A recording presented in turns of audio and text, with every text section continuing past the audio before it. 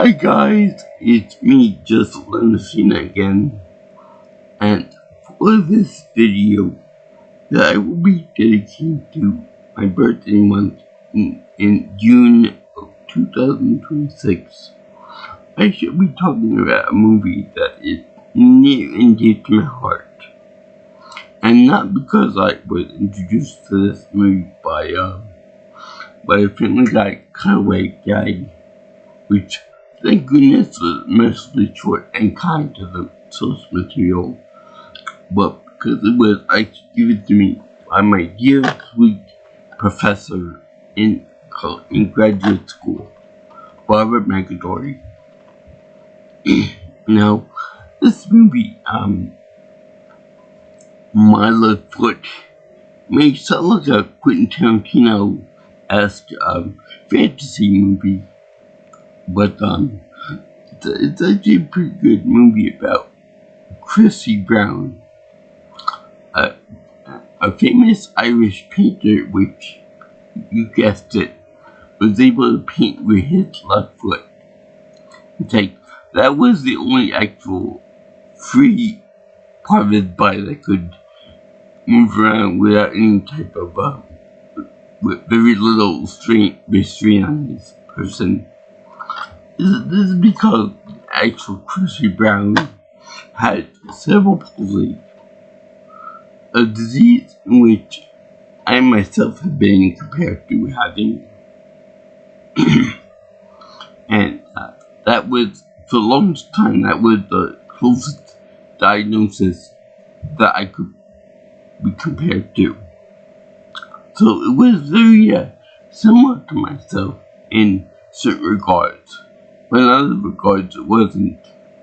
For example, my speech and voice control could be compared to what you would see from Chrissy Brown himself, well, at least in the movie, portrayed brilliantly by Daniel Day-Lewis, which I hear is like a method actor, so that must mean that he must have studied people with palsy and with other neurological muscular conditions, and he based his speech pattern, his voice, and his movements around like them. And that would could modeled it after the actor that played the younger version of Chrissy Brown, which is played by Hugh O'Connor, which is brilliantly done by himself too. You know, I gotta give all bravos and plus for that, because they deserve a voice for that. It says here that Daniel Day-Lewis did receive an award for Best Actor, which I fully agree with. Now, this could very well easily be one of the cases of Forrest Gump, where the adult version of the actor based his voice and accent on what the younger actor portrayed with. And the ending performance was actually more or less like it's something a lot like Bradley Uppercross the third from Family Guy fame. I don't know if you guys know that, but it's the character with the huge jawline. So anyway, what's also important to note is that the mother of this character, just Mrs. Brown here, is played by Brenda Fricker, and I think Miss Fricker did a spectacular job with this, and it actually reminded me a lot of my own mother growing up. And she won the Best Supporting Actress Award, which congratulations for her for that too. She deserves it. Now, most people probably know who Brenda Fricker is, but I know who she was from. She was that woman She was the woman from the Home Alone 2 as the pigeon lady. So there was that. I can't think of any other movie where she was from, but this one was definitely top-notch performance for her. And, you know, I would rather prefer to play this than the pigeon woman from the other one. So anyway, you might think that a movie about like, a guy with cerebral palsy with like all like doom and gloom, nobody gonna love me, everybody gonna be bad to me, I'm not gonna make any friends and all this, so I'm not gonna find love and all this stuff. But no, this guy, Chris Brown, is hilarious and funny, being that he makes moves on people. He's very fresh, and he's very got lots of dark humor, and he also consumes a little too much alcohol for his own good. And it's funny, especially when he makes a scene in front of people. When his doctor, played by Miss Fiona Shaw, he played Dr. Nicole, is actually reject him for his advancements on love. And it's real funny because you see him slamming his head on the table and making a big scene and making a big noise. That's really funny to me because I would never do that to anyone that would rejecting for love advances. So also, it's also really funny that at one point in the story, she says to the guy, what do you think of Hamlet? To which Mr. Brown says, I'm crippled, I can't act. To me, that's funny as hell. And he also said to her, fuck off, when they first introduced the speech therapist. And she said to me that, with speech therapy, I can tell you how to say fuck off in a much more elegant way, in a much more clear way. To me, that's really funny because I've also experienced moments in which I want to say fuck off, but people don't understand me, so I have to repeat it over and over again. So that's really funny. And let's see here. At first, they portray it like as when Christy is born, he is more like portrayed as God's practical joke on the family of Irish people. I think that's supposed to be in Ireland, but it could be anywhere. I'm pretty sure it's Ireland. So anyway, they show him as having like complications with the birth. So that would mean that this guy Chris Brown had palsy since when he was born, which is very, very unfortunate. I could think of many people that had that. I was lucky in that my condition didn't come into full bloom until 18 months old. So that kind of sucks for me, but I was fortunate not to be completely out of it when I was a kid, when I was born. So anyway, they have the kid Chris Brown in the understairs in this multi-layered house, like in the corner of the staircase, and just sitting there as people worked up, moving back, running. And I don't like the way they portray this as being like it's almost like a burden of the family to have Chrissy there, which is unfortunately the outcome of many families who don't have knowledge about how to take care of a person with a disability, and you can leave them alone and let God sort them out and that kind of thing. Whereas Mrs. Brown bust her ass to make Christy, into one of the family. She actually incorporates him into the daily lives and everything. She even busts a butt to carry the kid upstairs, fireman style, until he can eventually find a physical strength to move himself up there and stuff. So, that's a big interpretation of my own mother, because she worked her butt off to make me into an equal with all the friends, all the family members, everything else in society.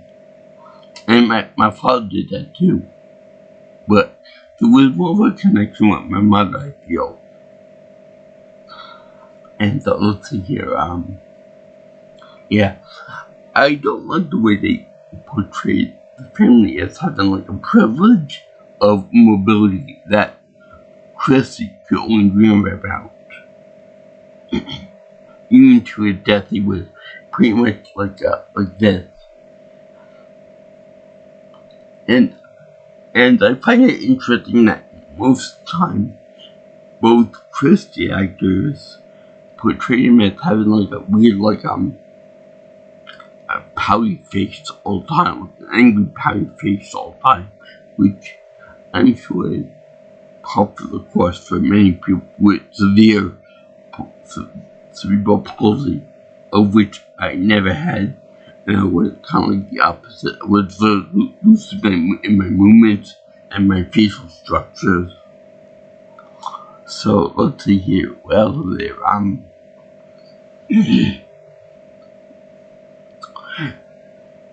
The came time when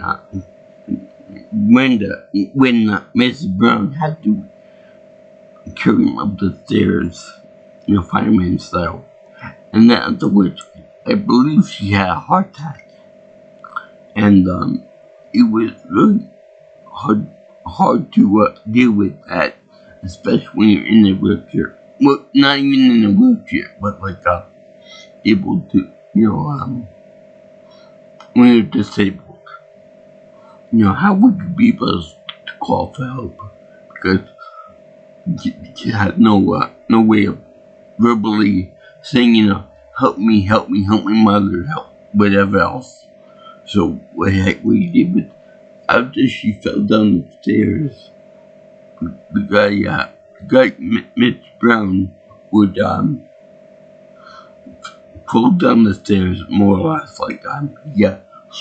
sling down the stairs, and he did the only thing they could do. He used his left foot, his more powerful foot, to actually bang on the door from the inside, and then somebody outside, thankfully, heard the racket that the kid was making, and went through and peeped through the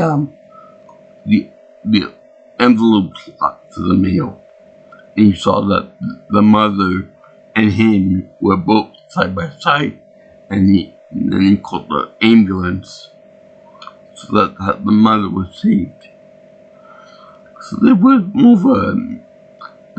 of a bond forming between them two, and at one point she actually saves money and puts it in the kidney for Christy's own private wheelchair, whereas before they had to use a fireman carry as well as a dirty apple cart to carry the kid around. And thank goodness that kids in the neighborhood actually had fun with the kid. I mean, I wish I had people like that around me, that my peers wouldn't do the stuff that they did with Christy, and that they would have the kids pushing the cart around, having fun with the kids, letting them to play football or soccer, as we call it in America, and just have a real good time. By the way, if you took me back then, when I was in my teenage years, there's no way in hell I would be able to score a football goal like Chrissy did. Some powerful, you got some powerful kicks to it. So anyway, they also have this one woman, her name is Sharon. She actually formed a kind of a relationship with Mr. Brown, with Christy, I should say, because there is a Mr. Brown, and he's more of a drunk asshole in the movie. And it's funny because the name is, the actor that plays Mr. Brown is Ray McAnally. Yeah, I say that because it's got the word in his name. So it's kind of proper that he plays an asshole in this movie. And the reason I say he's an asshole is because when time he's about to punch Christy Brown in the face, but he tempered from it. Number two, he wanted to spend the money that the mother saved up for Chrissy's wheelchair. He wanted to spend on his own home goods and food and all that, which is a real horrible thing. And third of all, he wants to attack his daughter for getting pregnant. He's got a family of, I think, 5 or 6 children, not including a mother. So it's like, practice what you preach, buddy boy. So, Christy has a big freak and stuff about him and everything.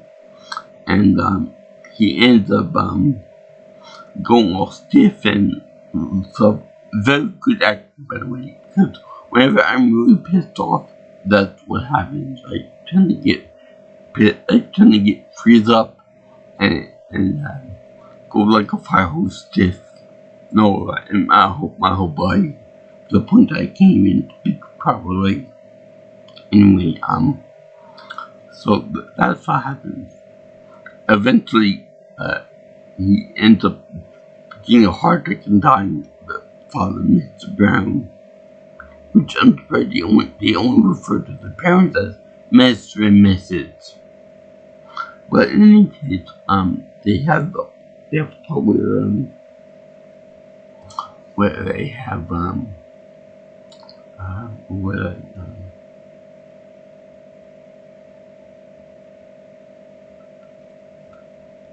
they have like a relationship happen between the girl and the guy, Sharon and Christy, with a Y, and they end up kissing and all that stuff, and then they end up being into a relationship. They never actually show what goes on in the relationship, but I think they broke it off for some reason or another. Maybe it was a speech or something, but they broke it off. So in any case, they show Chrissy using his feet once to actually spell his name, and then he said mother or something or other. So then the father takes it as being like a gift from God or something. So then he goes over to take it out for a night on town. That's where he gets his first hits of alcohol, because the father ends up taking the kid to a local pub. Now, I'm not too sure on pub rules, especially in Ireland, but I'm gonna say this is bad to do. And when the kid's like 15 or 16 years old, and second of all, the kid's obviously disabled, so the probably firemen curious to get into the bar or the pub, and they have a good drink. Later on in the movie, that show Christy actually going into the bar or the pub and getting drunk and wanting to fight somebody, and then that guy said, "Oh, I don't fight cripples." Yeah, this is one of those movies where it's set in the old days where the word cripple was acceptable to describe someone in a wheelchair. So, I don't fight cripples, which is kind of a good policy to have. So, then Christy ends up being escorted outside the door. Would you believe that afterwards, Christy ends up pushing his wheelchair right back into the danger zone, and then tried to assault the guy that offended him in the first place over something so stupid like that. I'm thinking this guy's got balls. Got more balls than I do. So anyway, they end up having a huge bar fight, with men, old ladies getting on the action, and it's so funny and so chaotic and so Chrissy Brown. I don't know how true the events are in the movie, but that's really, really funny to me at least. I mean, you got this guy that's only able to really move his left foot and stuff, and then you got the other guy that's normal, and you kind of put the fear of God in that thinks this funky person willing to fight these people, and then having a big pub fight because of that. So anyway, they have kids, the other neighborhood boys having fun with Christy, stealing a bunch of coal and putting it into his little apple cart there. So the mother says to Christy, God doesn't like stealing. So none of that coal being put into my house. And then sure enough, in the next scene, they showed them all having fun at the fireside, with all the coal that Christy and the other guys stole from wherever they stole from.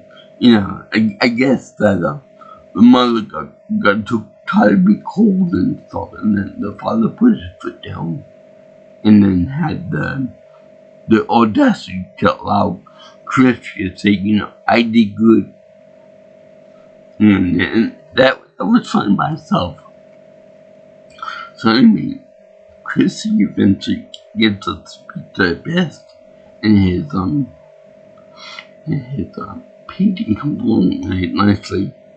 I never seen any of his painting, but I think that Daniel Day painted with his foot a few times, so I'll get the inspiration for the character.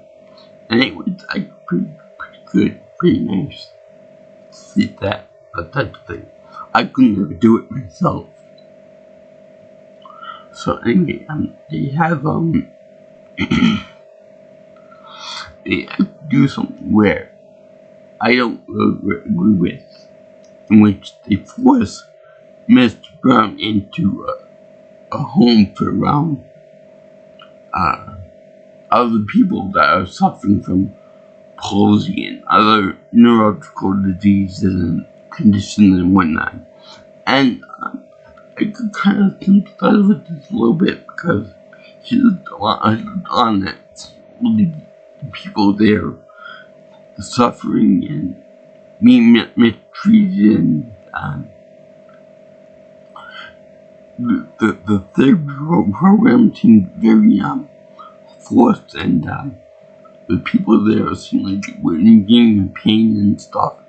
I mean, I myself went to this unit over Albany, and I've seen things, and so did my parents, and they didn't like it that much for me or for the other people over there.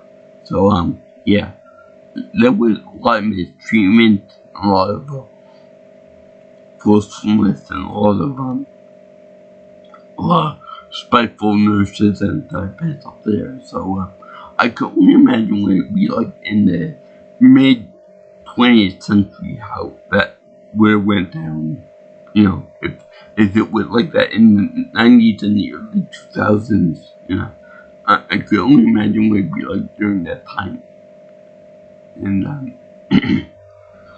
so yeah, you can get that treatment, and then you probably figured that I'm not doing that ever again.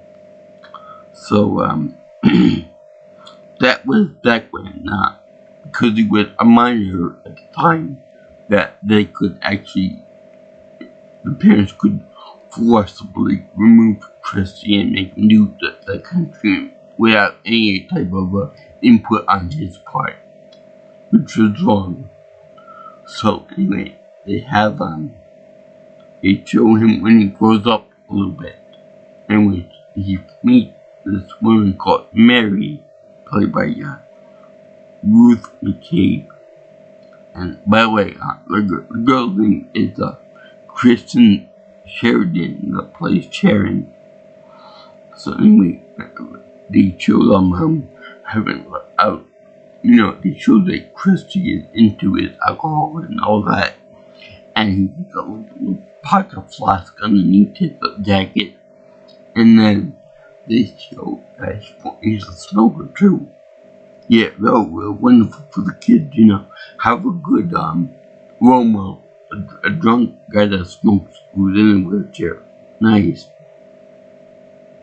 So anyway, they have they show that this girl Mary puts up with a lot of shit from Christy, his rudeness, his propensity to say the word fuck off, and everything else.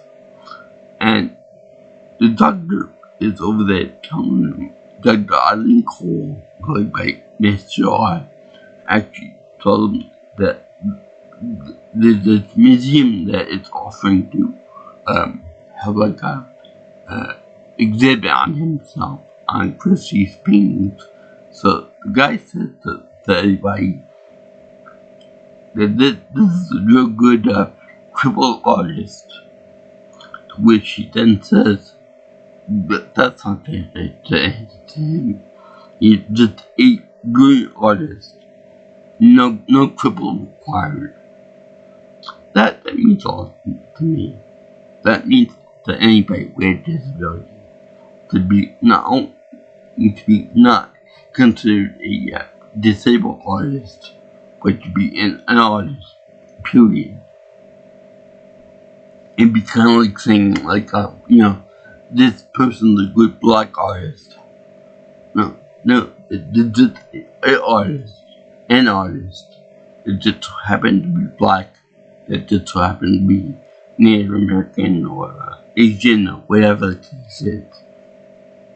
You know, it brings the humanity level up a notch. So that it's very kind of comfortable to see that he's getting along in society, along with the whole thing about having friends and having Halloween parties with the friends and whatnot. Even though he's very, very much different from everybody else. It won't be hard to see that there are some people that actually have good positive experience with other people. You know, that they carry them around, deal with the extra burden of carrying this person around, pushing them around, you know, deal with extraordinary circumstances that you normally wouldn't be able to get with other people. You need to special attention, special physical strength, bigger hearts, that kind of thing, deal with someone like Chrissy or anybody else with a disability for that matter.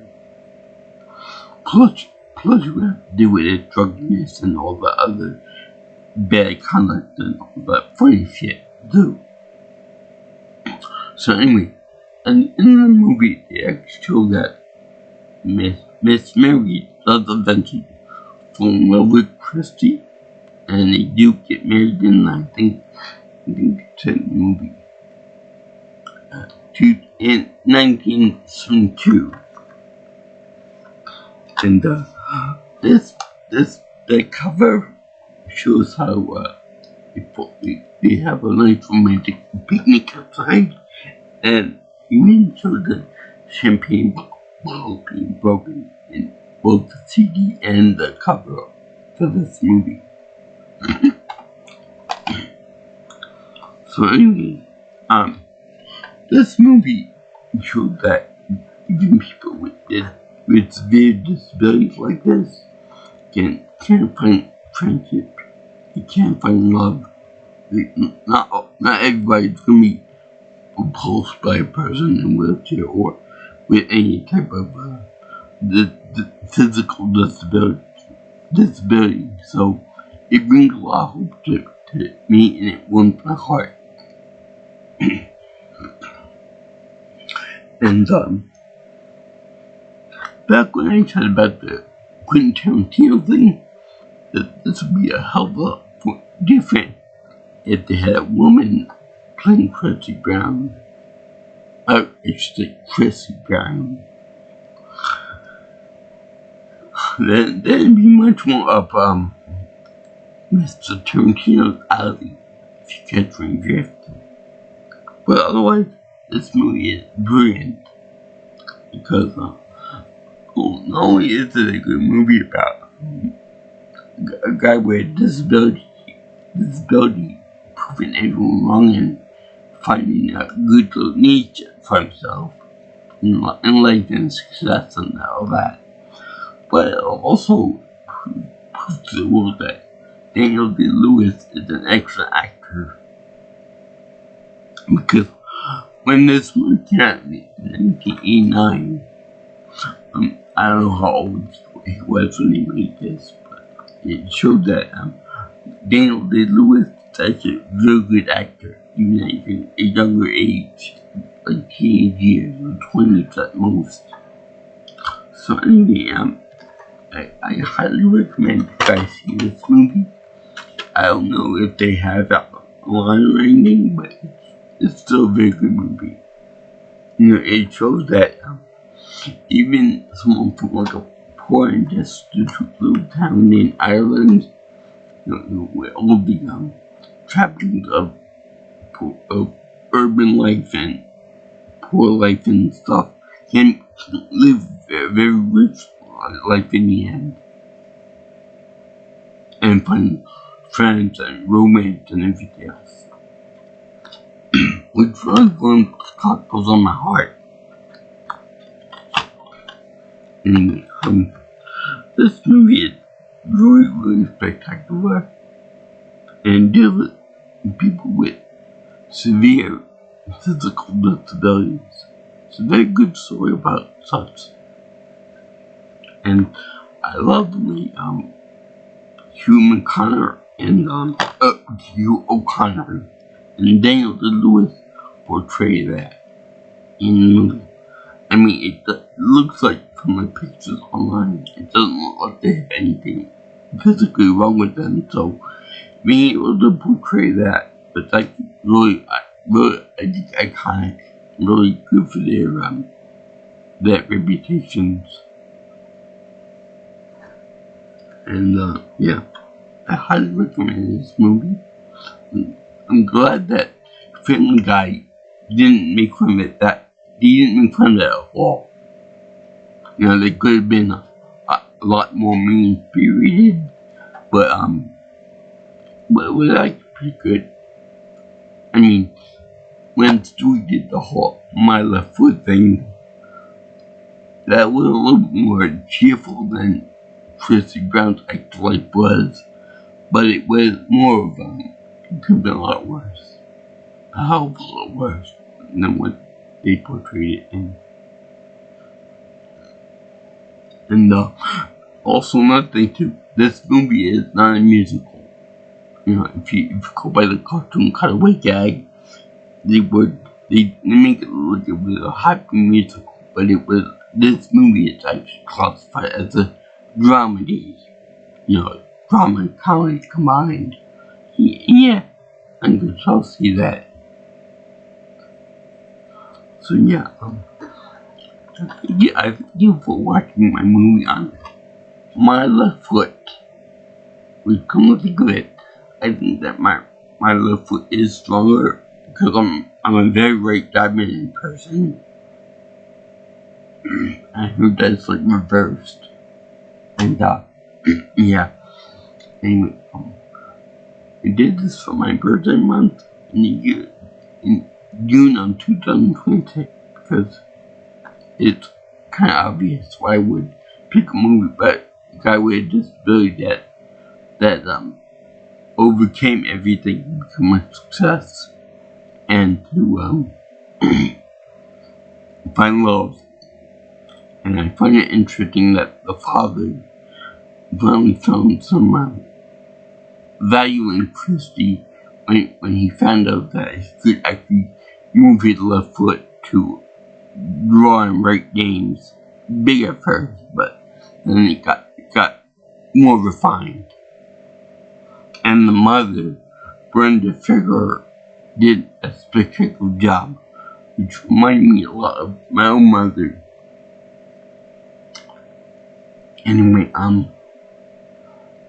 I give this movie a very strong happy face feel because this movie is badass. Okay, I could so imagine the real Christy Brown wearing these cloths because it's so a little boss, so much goat, so awesome. And Daniel did was too, so did too, and so did everybody in the movie too. Anyway,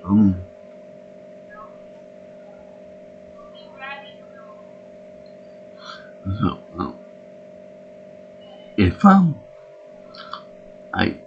highly recommend this movie. Yeah.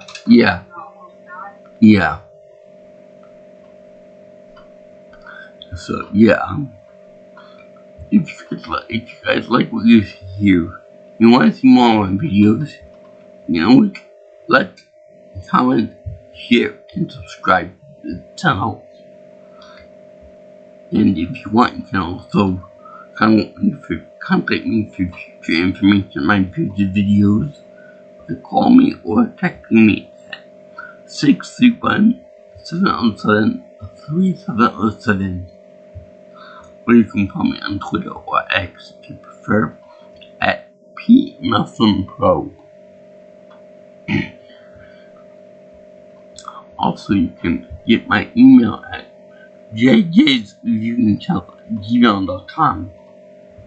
So, actually, anybody likes this type of inspirational movies, these dramedies, these funny moments in these movies, because you don't really expect for a person in a wheelchair to be as funny or as crass as Mr. Brown was.